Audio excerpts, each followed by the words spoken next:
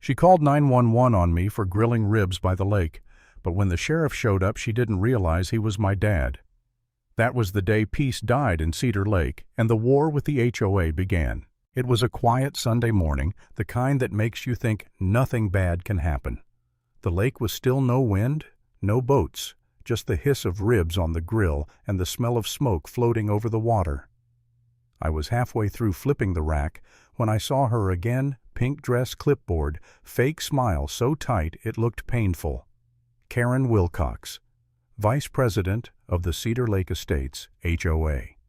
Around here, that title means she thinks she's the law. She walked across my yard like she owned it, heels sinking into the grass. "Mark," she said, "you know this is a restricted area for open flames." I blinked. "Karen, it's a grill, not a wildfire." No laugh, not even a blink. She scribbled something on her clipboard. "You need written permission from the HOA for outdoor cooking near community property lines." I pointed at the dock. "Community property line. That's my dock." She leaned closer.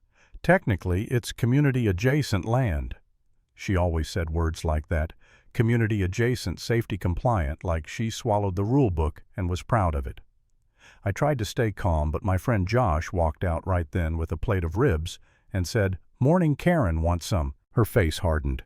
"No, thank you. I don't eat food cooked illegally." Josh raised an eyebrow. "Illegally? What is this rib court?" I laughed. "That was my mistake."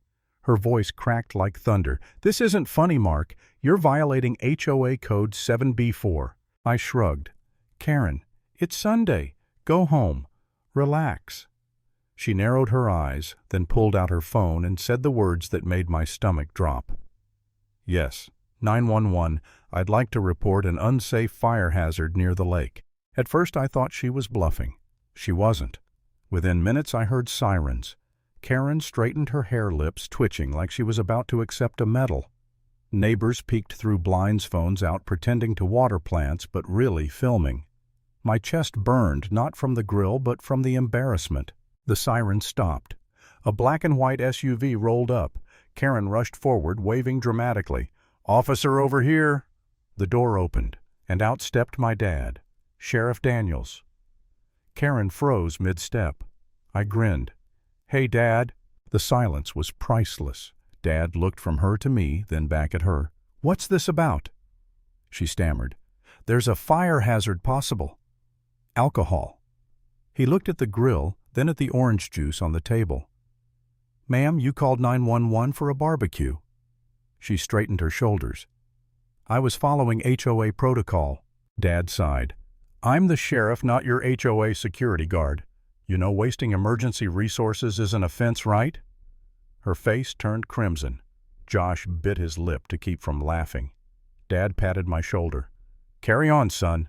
Just keep the flames low."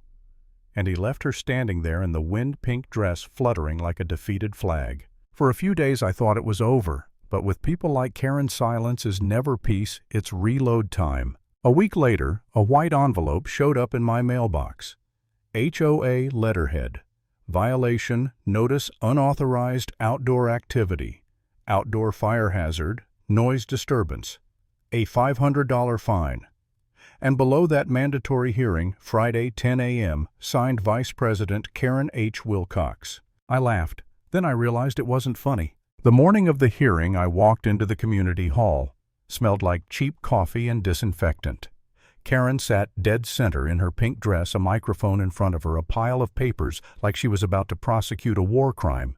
She smiled. "Mr. Daniels, please take a seat." She started reading every line from her clipboard, her voice dripping with power. The homeowner was witnessed engaging in unsafe grilling practices near a shared property zone despite multiple warnings. I raised my hand. I didn't receive any written warnings. She ignored me. When she claimed emergency services had to respond because of my negligence, I had enough. I opened my phone, hit play. Josh's video filled the speakers, her yelling, "Fine, I'll call 911, followed by my dad's voice saying, "Only crime I see here is overcooked meat." The room erupted in laughter. Karen's smile vanished. "That's out of context," she snapped. The HOA president sighed. Mrs. Wilcox, this seems more personal than procedural. I thought I'd won. Until she said, fine. Then let's discuss this. She held up a photo me sitting by the lake, a beer bottle next to my plate. It wasn't mine, it was Josh's, but that didn't matter. Violation of HOA Alcohol Policy Section 5C. The president frowned. They argued. In the end, they voted 3-2 to uphold the fine. I walked out hollow. The neighborhood that once felt like home now felt like a chessboard, and I was the piece she wanted gone. That night I sat on my porch staring at the still water. A note lay on the dock the next morning, handwritten, soaked from rain. You don't belong here. No signature. But I didn't need one. For a while I blamed myself. Maybe I had pushed back too hard. Maybe I really was the problem. I almost paid the fine, tore down the grill, and stayed quiet. But my dad called that night. Son, you've done nothing wrong. People like her use rules like weapons. Don't hand her the bullets. That was the moment I stopped feeling guilty. I started recording everything. We set up motion cameras, one by the driveway, one by the dock. 2 nights later, 13 a.m., one caught movement. A figure in a hoodie, flashlight in hand, walking right up to my grill, snapping pictures. It wasn't Karen. It was her husband. The next morning I walked over. Tell your wife to stop sneaking around my property. He smiled politely. I don't know what you're talking about. I stepped closer. Then why were you near my dock at 2 in the morning? His expression changed. Voice turning cold.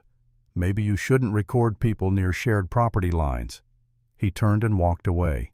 That's when I realized this wasn't about rules anymore. It was about control. The rumors started next. Posts on the HOA Facebook group, unstable homeowner near the lake.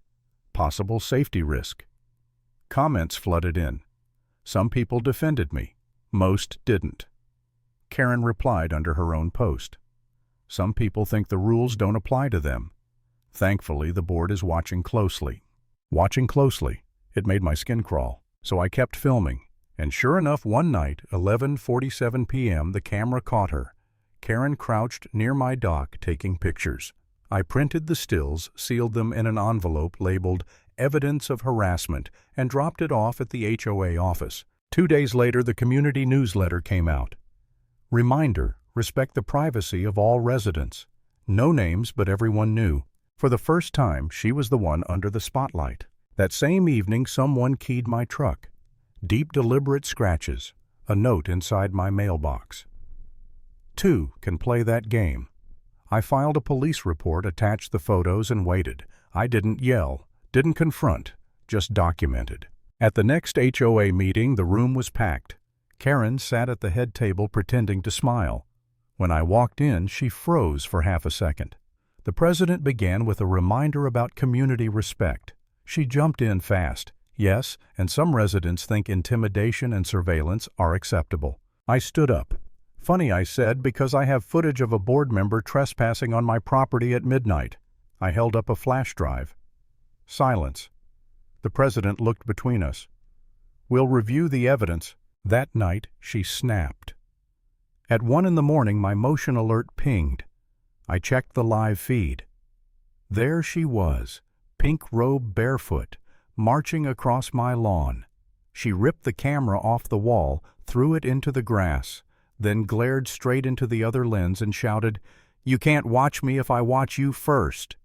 Then she stormed home. I didn't move, didn't call her, just saved the footage. By morning, I'd sent it to the entire board with one line, for transparency. Hours later, city code enforcement arrived at her house. When they left, a bright orange paper hung on her garage door. Warning, unpermitted structural modifications. By nightfall, the HOA Facebook group had memes everywhere, my grill labeled high crime area. The neighborhood finally laughed at her. Karen went silent. For a while, I thought that was the end. Then a new neighbor moved in, Daniel. Friendly smile, too friendly, but I caught his car parked by Karen's house late at night. Again and again. He wasn't a new neighbor. He was a new ally. Soon after, strange things started happening again. Trash bins disappeared. Someone slashed Josh's tire. Flyers showed up calling me unsafe. When election season came, Karen's name was back on the ballot. That night, I told myself I'd had enough. I wired more cameras hidden this time and waited. 2 nights later, lights triggered near the dock. Karen and Daniel measuring tape in hand, taking photos. I stepped outside, turned on the floodlights. She flinched, eyes wide. "This is harassment," she hissed. "No," I said, calm as ice. "This is called documentation." The next morning, the HOA inbox exploded. I didn't even send the footage, Josh did. Caption: Late-night HOA inspection team caught in 4K. The fallout was instant. The board suspended her pending investigation. City inspectors came back. Karen's perfect pink world cracked open. By the time the sun set, her house was dark. No more clipboard patrols. No more notes. Just quiet. I stood by the lake that evening, the wood of the dock cool under my hands, the smell of smoke long gone. Josh came by, handed me a burger. So he said, "War's over." I looked at the house across the water, blinds shut tight. "People like her," I said slowly, "they don't stop. They just run out of places to stand." He laughed. I didn't. Because even as I said it, my phone buzzed. No caller ID, just a message. New HOA, new rules. And in that moment I realized peace in neighborhoods like ours isn't real. It's just the silence before the next rule gets broken.